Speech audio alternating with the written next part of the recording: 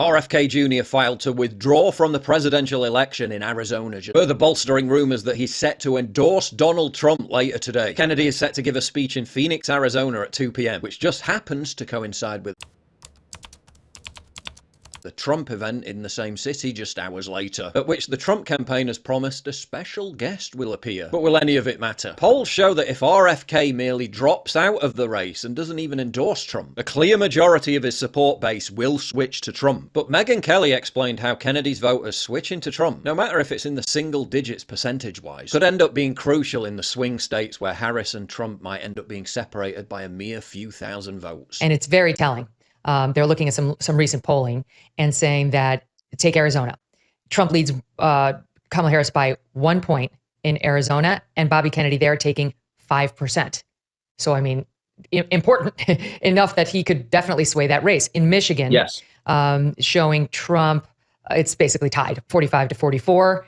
Kennedy drawing 4% of the vote. Nevada, another nail biter, saying Trump leads Harris there 43 to 42. 6% behind Bobby Kennedy. North Carolina, 47 to 44 in Trump's favor, 2% backing RFKJ. So it is really interesting how tight it is. Pennsylvania, Harris leads Trump by 2 points, and Wisconsin, she leads him by 4 points. Kennedy's at 4% and 3%.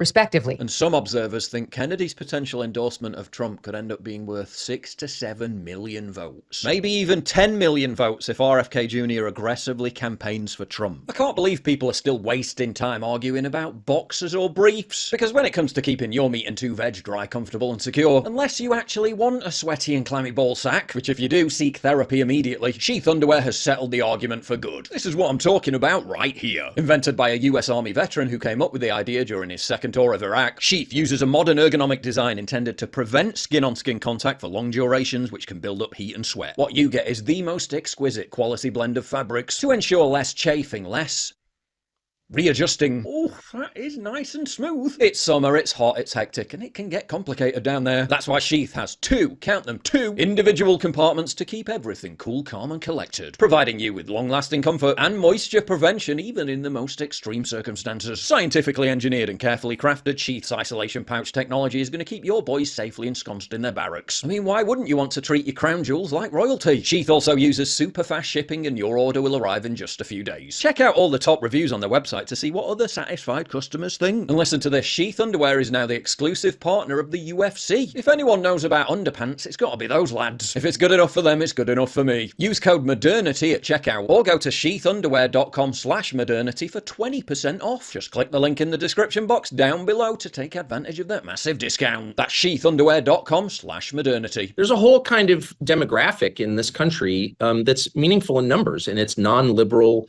nature people, kind of old-fashioned hippie types. They're not all into neoliberalism, actually. A lot of them still believe in civil liberties. They appreciate nature. They don't want to see it despoiled with chemicals. They don't think Monsanto is like a great company necessarily. And they look at Kamala Harris, and who's not even a real person. I mean, it could be anybody.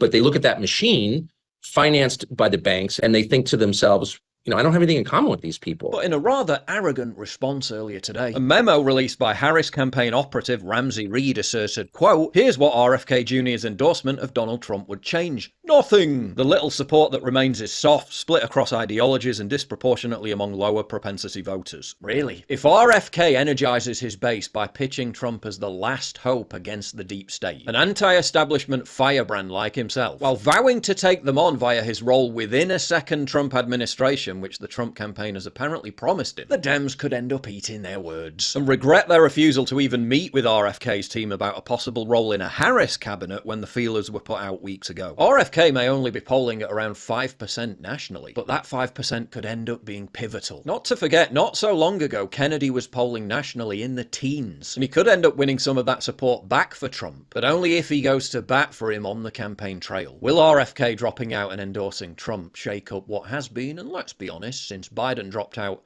a pretty boring presidential race? Let me know in the comments down below. If you value what I do and you want to help support me, please visit pauljosephwatson.locals.com and either pledge a one-time donation or subscribe to join my community, get early access videos, and message me directly. And exclusive live streams coming soon too, promise. Check out the Locals link down in the description. And don't forget to take a look at the brand new website, modernity.news. That's where you'll find all my content, including exclusive articles. That's modernity.news.